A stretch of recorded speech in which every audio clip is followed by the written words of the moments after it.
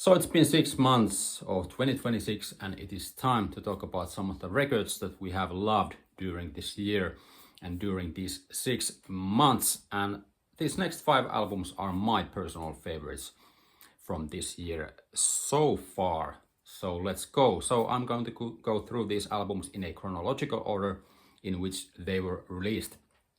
So on February 27th on Dead Oceans Records, Mitski released her 8th album, and Nothing's About to Happen to Me. And you know Mitski, a really interesting artist because she has released albums that have been Americana influenced, folk influenced. She has released a synth pop album, some indie rock stuff. So she's basically all over the place with her albums and styles, but somehow it all mainly works. And this new album, Nothing's About to Happen to Me, really mixes some of these influences, mainly the Americana and folk influences, with these indie rock stylings on some of the songs. And it really works really well, mainly because, of course, the songs are good, the lyrics are interesting, and she's an amazing singer. Also, so what's not to like?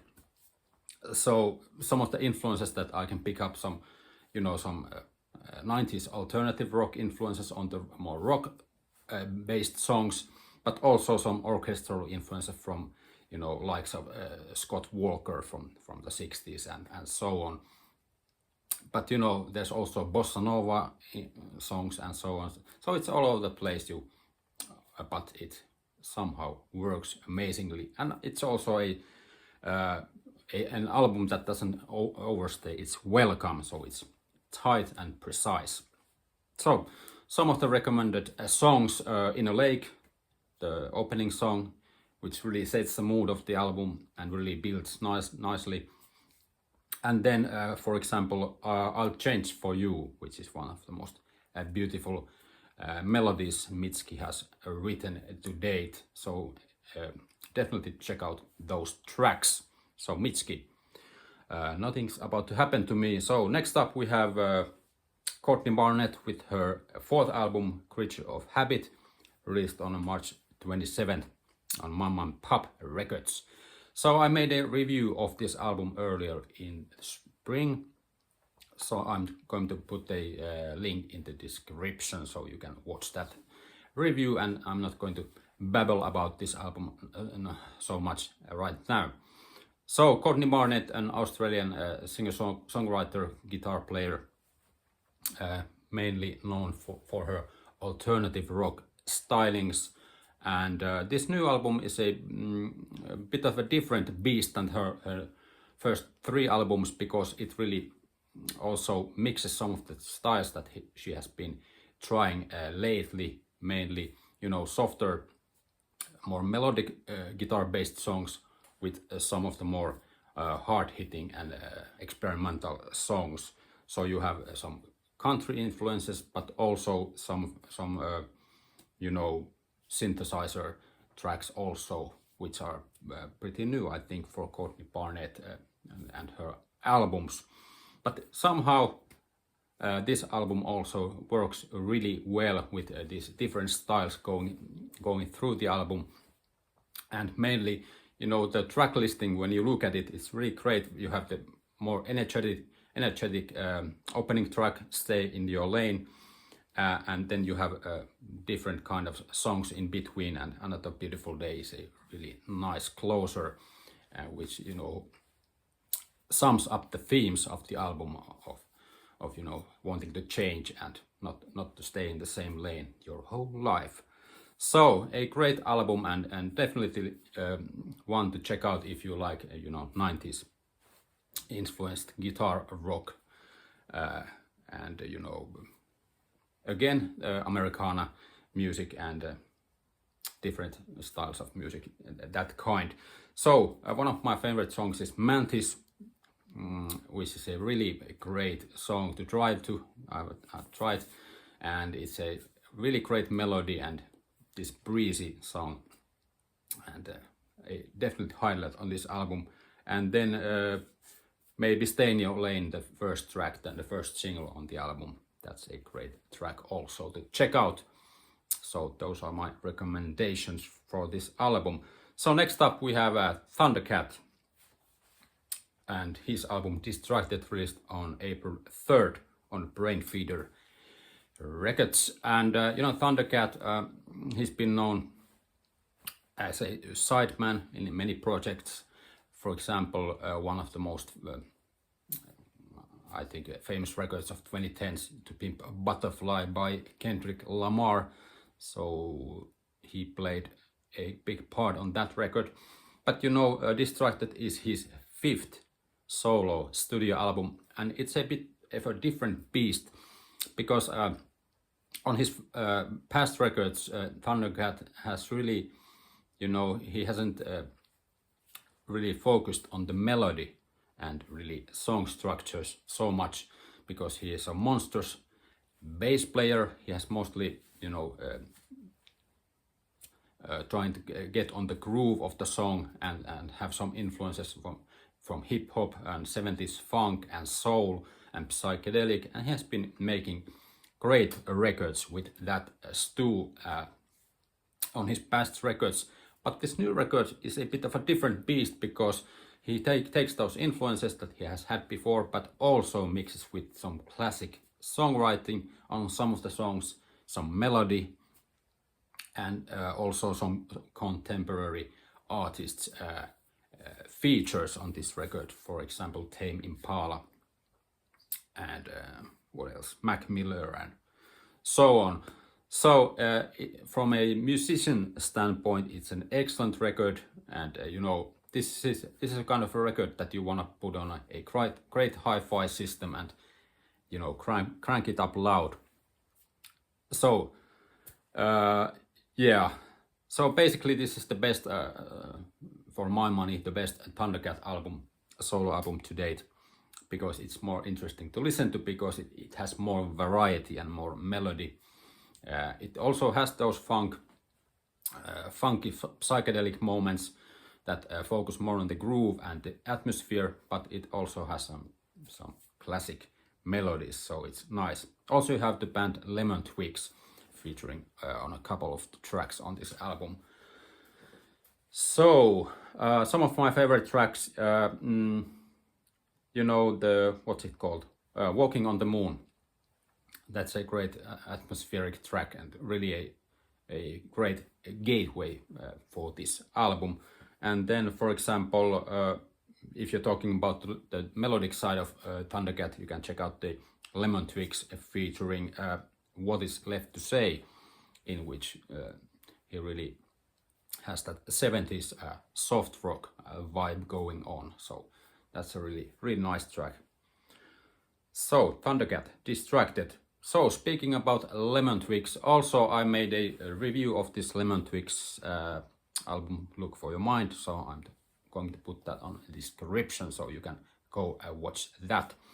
But yeah, Lemon Twigs, Look For Your Mind, released on May 8th on Captured Tracks Records. And Lemon Twigs mainly, the brothers Brian and Michael Daddario, and this is their 6th studio album, and it pretty much continues on the vein of their last albums, Everything Harmony from 23 and Dream Is All We Know from 24, but it really adds some spices, because the last album was really meticulously crafted with this 60s guitar pop mainly, but this album has more of it has the 60s guitar pop influences, but it also has some 70s soft rock influences and some power pop influences, Big Star, Badfinger, and so on, Todd Rundgren,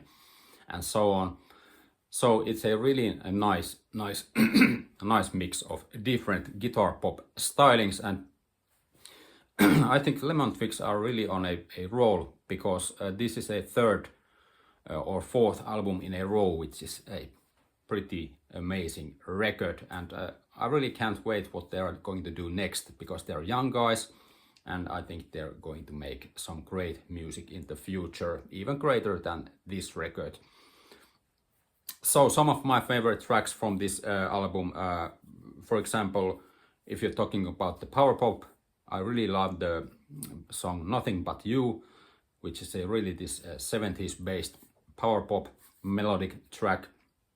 And then you have Fire and Gold, which is also more of a 70s influenced more than the 60s, more of this psychedelic and, you know, atmospheric track with a great melody and some folk influences thrown in there also for a good measure. And the Lemon Twigs are also known for their great, amazing vocal harmonies, which is a, you know, a major part of this album and all of their albums, with Michael and Brian really showing off their skills, besides playing almost all of the instruments on the album, of course. So, the Lemon Twigs, look for your mind. And then, the last but definitely not the least, maybe my favorite album of the year so far, we have singer-songwriter Kevin Morby with his 8th studio album Little Wide Open, released on May 15th on Dead Oceans Records. You know, Kevin Morby, American, you know, folky singer-songwriter, but, you know, he has also dabbled in some psychedelic influences and some alternative rock influences, and maybe some of the heartland rock also influences that you have from, you know, Bruce Springsteen and Tom Petty and maybe Bob Dylan. I think Kevin Morby has said that Bob Dylan has been one of his most enduring influences during the years. But this new album is more influenced by Tom Petty, but it's not like Tom Petty aping record at all. It's all about this feeling and this American heartland, and especially the Midwest America. And this, you can almost picture driving through these landscapes when you're listening to this record. So this record is definitely more of a Americana influenced than Kevin Morby's earlier records, and it doesn't have a more of a this rock edged or rock and roll songs, so to speak. It's mostly more quieter and more on the folky side. And you know, this album was produced by Arne Dessner, famously from The National. And you can definitely hear the sound coming together on this album. It's it's a bit of a more of a streamlined sound than on Kevin's earlier records, but I think it works really well on this kind of style that they have decided for this album. And you know, the lyrics are also great, and discussing life and change through these times, and you know, childhood and adulthood and so on, and different humans living in the Midwest America. So some of the greatest songs to recommend from this album, definitely the opening track Badlands, which is not a Bruce Springsteen song, a great song to open up the album with, and definitely the title track, which is the longest track, Little Wide Open, is a great slow burner. But then you also have the other long track, Natural Disaster, which is a really mood piece and really amazing song featuring the legendary singer-songwriter Lucinda Williams also on that track. So definitely check out that track also. So these are my five